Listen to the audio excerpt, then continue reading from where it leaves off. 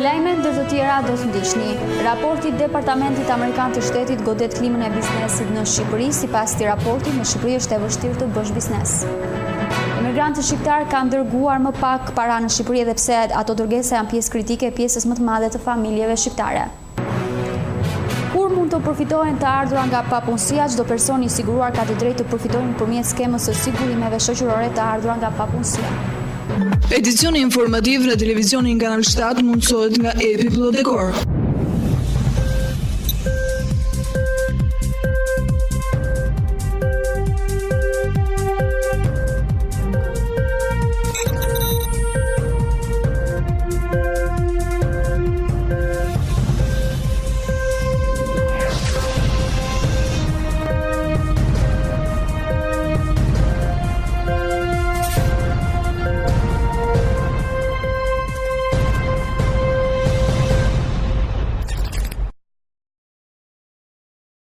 Ju përshëndes shikues të televizionit Kanal 7, jeni duke ndjekur edicionin informativ. Raporti i Departamentit Amerikan të Shtetit godet klimën e biznesit në Shqipëri. Sipas këtij raporti, në Shqipëri është e vështirë të bësh biznes. Departamenti i Shtetit Amerikan publikoi një tjetër raport me nota kritike për qeverisjen në Shqipëri. Të njëjtin u publikua raporti për klimën e investimeve në botë. Përsa e përket Shqipërisë, në raport thuhet se Shqipëria është një vend i vështirë për të bërë biznes. Më tej theksohet se problemi mbetet krimi, korrupsioni, zbatimi i ligjit dhe drejta e pronës. Përsa e përket korrupsionit, raporti i Dash thotë se Shqipëria është vendi më i korruptuar i Ballkanit. Sipas këtij raporti, Shqipëria është një vend me të ardhurat të mesme me një GDP për banor prej $5.248 dhe një popullsi prej 2.9 milion banorësh, rreth 45% të cilëve jetojnë në zonat rurale. Sipas vlerësimeve të FMN-s, prodhimi i brendshëm bruto real u rrit me 4.2% në vitin 2018 dhe rritja pritet të bjerë gjatë 2019, por mbetet në afërsi të 4% në periudha fatmesme. Shqipëria mori statusin e kandidatit të Bashkimit Evropian në qershor të 2014 dhe që atëherë ka kërkuar të hapë negociatat e pranimit. BE ka inkurajuar Shqipërinë që të vazhdojë përparimin e reformat lidhur me 5 prioritetet kryesore: reformën e administratës publike, reformën e drejtësisë, luftën kundër korrupsionit, luftën kundër krimit të organizuar dhe mbrojtjen e të drejtave të njerëzit, duke përfshirë të drejtat e personave që i përkasin pakicave dhe drejtën e pronës. Investitorët e huaj përmendin korrupsionin, veçanërisht në gjyqësor, mungesën e transparencës në prokurimin publik dhe zbatimin e dobët të kontratave si probleme të vazhdueshme në Shqipëri. Në vitin 2016, qeveria shqiptare miratoi amendamente gjithëpërfshirëse kushtetuese për të reformuar sistemin gjyqësor të vendit dhe për të përmirësuar sundimin e ligjit. Zbatimi i reformës gjyqësore është duke u zhvilluar, duke përfshirë dhe verifikimin e gjyqtarëve dhe prokurorëve për pasuri të pashpjegueshme, ndërsa gjyqtarët dhe prokurorët e shumtë janë shkarkuar nga një komision verifikimi për pasuri të pashpjegueshme ose lidhje të krimit të organizuar. Investitorët e huaj e perceptojnë si problem klimën e investimeve dhe thonë se Shqipëria mbetet një vend i vështirë për të bërë biznes. Investitorët raportojnë gjithashtu shqetësimet e vazhdueshme që rregullatorët përdorin e legjislacion dhe rregullat e vështira për të interpretuar ose jo konsistente si mjete për të kthyer mbrapsht investitorët e huaj e për të favorizuar kompanitë e lidhura me politikën. Rregulloret dhe ligjet që rregullojnë veprimtarinë e biznesit ndryshojnë shpesh dhe pa konsultime kuptimplota me komunitetin e biznesit. Pronarët e bizneseve dhe shoqatat e biznesit shpesh theksojnë se nuk kanë marrë njoftim, kohë ose mundësitë e mjaftueshme për angazhim në ndryshimet rregullatore dhe legjislative. Investitorët e mëdhenj dhe të huaj raportojnë presion për të punësuar e nën kontraktorët e lidhur me politikën dhe shprehin shqetësime rreth përputhshmërisë me aktin e praktikave korruptive të huaja gjatë operimit në Shqipëri. Raportimet për korrupsion në prokurorimet e qeverisë janë të zakonshme. Përdorimi në rritje e kontratave partneritet publik-privat, pra 3P të njohura, ka ngushtuar mundësinë për konkurrencë, duke përfshirë dhe investitorët e huaj në infrastrukturë dhe sektorë të tjerë. Analiza e dobët dhe kosto përfitim dhe mungesa e ekspertizës teknike në hartimin dhe monitorimin e kontratave të 3P-ve janë shqetësim të vazhdueshëm. Qeveria ka nënshkruar më shumë se 200 kontrata të 3P-ve deri në fund të 2018. Të drejta e pronës mbetet një sfidë tjetër në Shqipëri që nuk ka pasur zgjidhje. Për të tërhequr investimet e huaja direkte dhe për të nxitur investimet vendase, qeveria prit se miratojë një ligj me investime strategjike në 2015. Ligji përcakton stimulet e investimeve dhe ofron procedura administrative të shpejta për investitorët strategjik vendase të huaj, veçanërisht nga mallësia e investimeve dhe numri i vendeve të punës që ka krijuar. Gjithashtu miratoi dhe një legjislacion që krijon fusha për zhvillimin ekonomik teknik si zona e tregtisë së lirë. Nga kjo pasqyrë e bërë nga Departamenti i Shtetit Amerikan me nota të forta kritike, do thotë se investitorët e huaj do të ngurojnë të vinë në Shqipëri. Emigrantët shqiptar kanë dërguar më pak para në Shqipëri, edhe pse këto dërgese janë pjesë kritike e pjesës më të madhe të familjeve shqiptare. Emigrantët shqiptar kanë dërguar më pak para në shtëpitë e tyre. Remitancat e dërguara nga punëtorët që jetojnë jashtë vendit drejt familjeve të tyre është bërë pjesë kritike e shumë ekonomive në mbar botën, por në Shqipëri është e nevojshme për të mbajtur frymën gjallë për shumë familje. Bazuar në të dhënat më të fundit të Bankës Botërore, remitanca do të rriten në vitin e ardhshëm. Dërgesat regjistruara zyrtarisht regjistruan një rekord për $529 miliard në 2018 dhe janë në rrugën e duhur për të arritur në $550 milion në 2019. Por sipas të dhënave të Bankës Botërore, Shqipëria shënoi hyrjet më të ulta në rajon në raport me prodhimin e brendshëm bruto. Sipas raportit të Bankës Botërore, remitancat zyrtare të ardhura në Shqipëri në 2018 përllogaritin 9.6% të prodhimit të brendshëm bruto, ndërsa në vende si Bosnia e Hercegovina ishin 11%, Malizi 11.4%, Kosova 15.8%. Këto parat sipas raportit janë në nivele të ngjashme me investimet e huaja direkte, por në botë nëse përjashtohet Kina, to janë burimi më i madh i të ardhurave në valutë huaj në vendet me të ardhura të ulta dhe të mesme. Sipas raportit të migracionit dhe remitancave të Bankës Botërore, me fjalë të tjera, nëse Kina është e përjashtuar nga analiza, remitancat tashmë kanë tejkaluar IHD-n e burimit më të madh të financimit të jashtëm. Sot remitancat janë të barabarta ose tejkalojnë 25% të prodhimit të brendshëm bruto në 5 shtete: Tonga, Republika e Kirgistanit, Tadzhikistan, Haiti dhe Nepali. Remitancat janë një litar shpëtimi për vendet me të ardhura të ulta dhe të mesme dhe një mënyrë efektive për të lehtësuar varfërinë, sepse ato shkojnë drejt për drejt te familjet. Por përfitimet e dërgesave të emigrantëve zvogëlohen nga kostoja përgjithsisht e lartë e dërgimit të parave që mesatarisht arrin në 7% një transferim parash prej $200. Bankat ishin kanali më i kushtueshëm për transferimin e remitancave në 10.9%. Në Afrikën subsahariane, kostoja e dërgimit të parave është më lartë se mesatarja në 9.3%. Banka Botërore thekson gjithashtu se një mënyrë tjetër për të maksimizuar fuqinë e remitancave është të inkurajojë punëtorët migrant për të investuar në vendet e tyre në një mënyrë formale, si për shembull nëpërmjet lidhjeve të diasporës. Bonoja e diasporës mund të jetë një mjet për të bërë remitancat produktive dhe janë perfekte për financimin e zhvillimit. Faktorët që nxisin remitanca lidhen drejt për drejt me emigracionin. Bëshllëqjet e të ardhurat mesatare për frym në një vend me të ardhurat të larta janë $43.000 kundrejt $795 në një vend me të ardhurat të ulta, një raport 54-1. Kur mund të përfitohen të ardhura nga papunësia?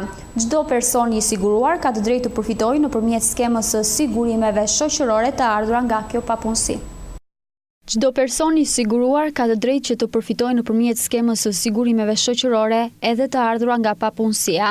Marrja e kësaj pagese kushtëzohet nga plotësimi i 3 kritereve që kanë të bëjnë kryesisht me derdhjen e kontributeve për një afat të caktuar, regjistrimin pranë zyrave të punës, si dhe mosmarrjen e pagesave të tjera që rrjedhin nga zbatimi i ligjit të sigurimeve shoqërore.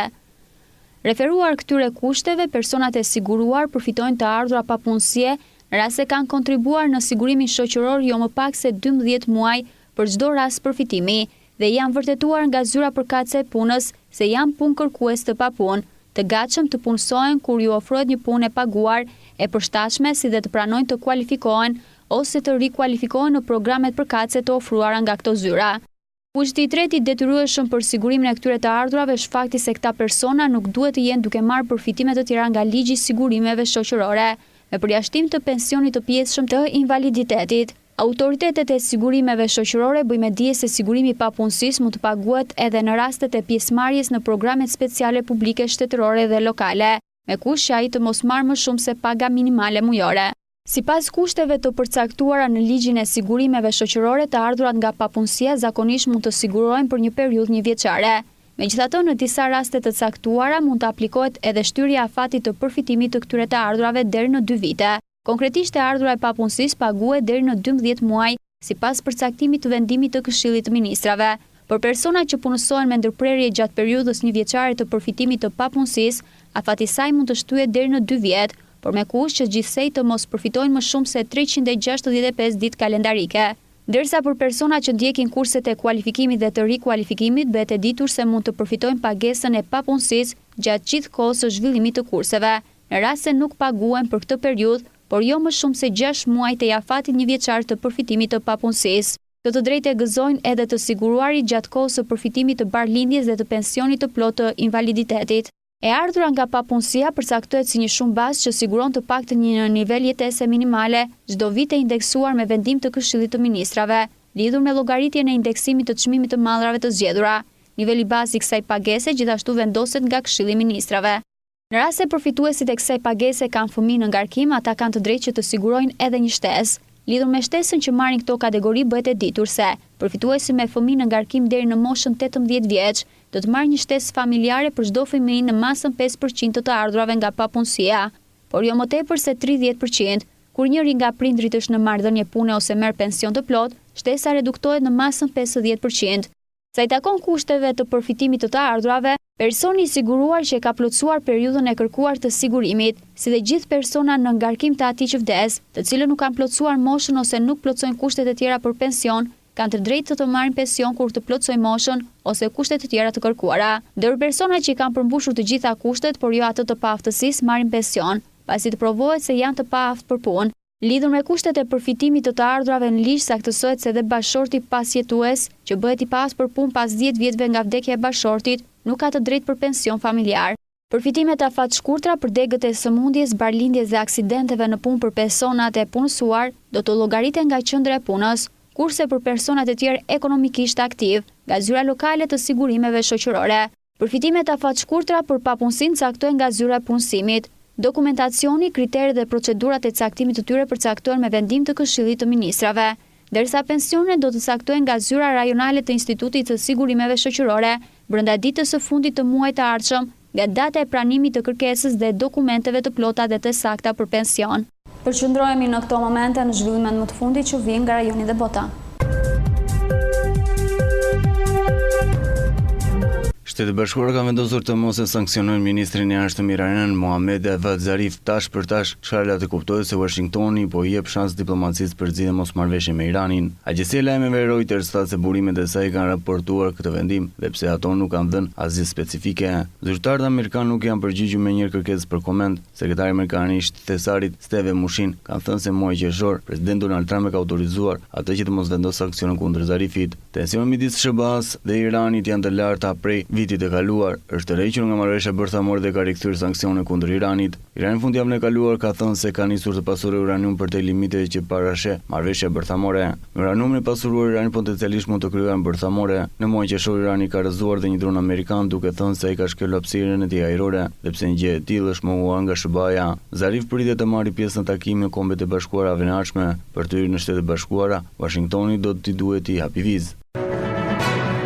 Ishte presidenti i Shtetit Bashkuara Joe Biden mbajti fjalimin e parë të madh për politikën e jashtme si kandidat presidencial i Partisë Demokratike. Duke folur në New York, Biden kritikoi paraqitjen e presidentit amerikan Donald Trump në skenën botërore dhe premtoi se do të luftojë autoritarizmin dhe paqëndrueshmërinë globale. Biden, i cili është favorit në mes të kandidat demokrat për zgjedhjet e vitit 2020, tha se qasja Amerika e para e Trumpit është agresive, shkurtpamëse dhe kërcënimin e interesave të SBA-s demokracisë në gjithë botën. Demokracitë në botë presin nga Amerika të mbahen vlerat që na bashkojnë. Donald Trump duket se është një ekip tjetër, tha Biden. Demokratët do të zgjidhin kandidatin e tyre në Korrik të vitit 2020, i cili më pas do të sfidojë Trumpin në zgjedhjet e nëntorit. Biden foli dhe për synimet e tij me Iranin, Afganistanin, Yemenin e të tjera. Ai ka qenë në president në administratën e ish president amerikan Barack Obama.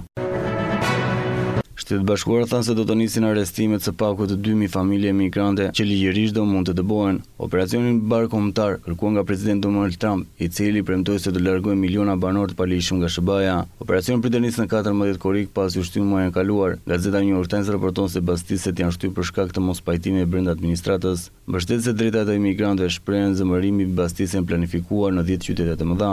Operacionet e ngjashme ka pasur në të kaluar, megjithëse është e pazakontë të shënjetrojnë familje dhe jo emigrantë në histori kriminale. Trump e ka bërë trajnimin e emigrimit të palishëm prioritet administratës së tij, dhe pse kritikët thonë se ai përpiqet të krijojë armiqësi ndaj popullatave emigrante për qëllime politike.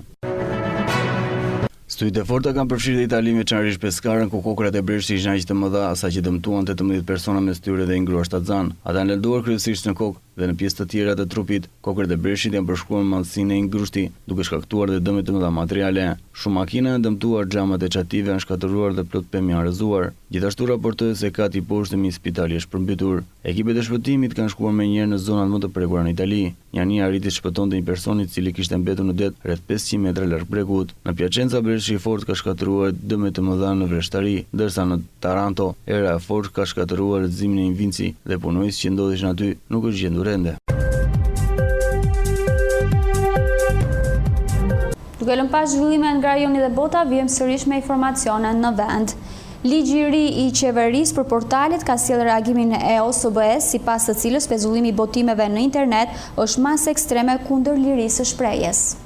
Përfaqësues të OSBE-s për lirinë e medias kanë publikuar sot një shqyrtim ligjor të projektligjit për shërbimet e medias në Shqipëri, pas disa konsultimeve mbi procesin e hartimit me përfaqësuesit e qeverisë në muajt e fundit.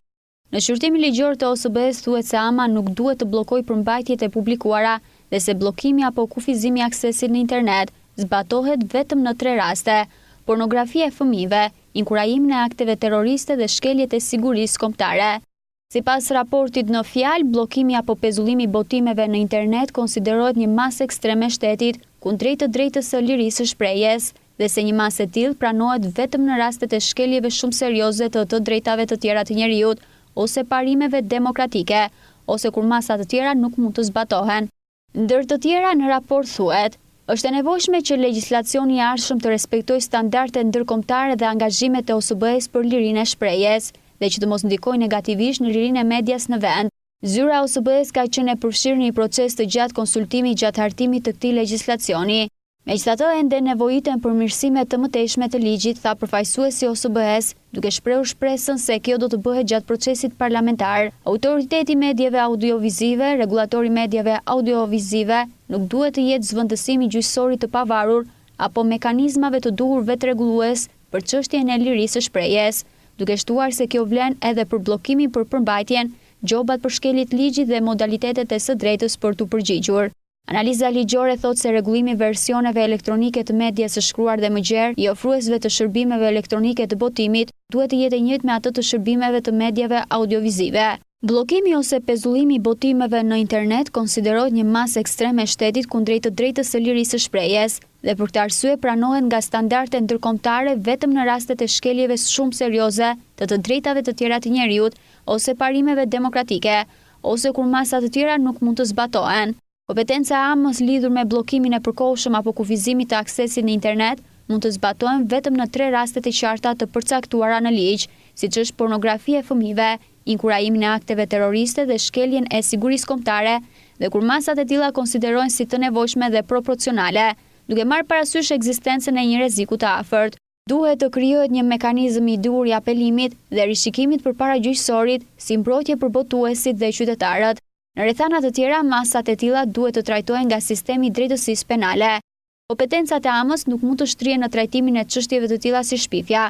Për më tepër, shqyrtimi ligjor rekomandon sqarimin e të gjithë procesit të vendimarrjes së AMA-s me autoritetet kombëtare për certifikimin elektronik dhe sigurinë kibernetike, në ECS dhe organin rregullativ të komunikimeve elektronike APEC. Zyra e OSBE-s për lirinë e medias është e gatshme të vazhdojë të japë ndihmë për këtë ligj të rëndësishëm. Është me rëndësi të madhe që procesi i konsultimit publik të jetë i hapur dhe gjithëpërfshirës për të gjithë profesionistët e medias, organizatat e gazetarëve dhe aktorët e tjerë relevant vendas dhe ndërkombëtar të medias.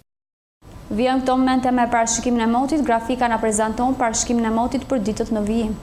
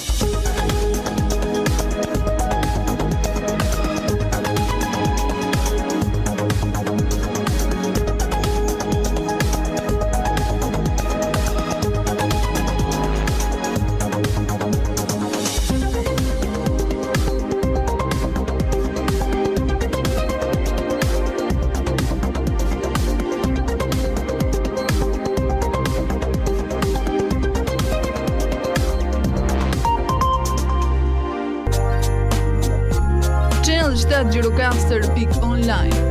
Faqja e zërit ton të përbashkët. Mjafton një klik dhe aty do të gjeni lajmin që ju kërkoni. Channel 7 Gjirokastër Online. Mund të na ndiqni kudo ku ju ndodheni.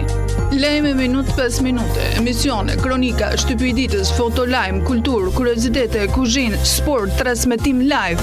Channel 7 Gjirokastër.online. Ajo që ju duhet. Zëri joni përbashkët. Me parashikimin e motit e kemi mbyllur dhe këtë edicion informativ. Unë ju falenderoj për vëmendjen tuaj, bashkëmirëpafshim.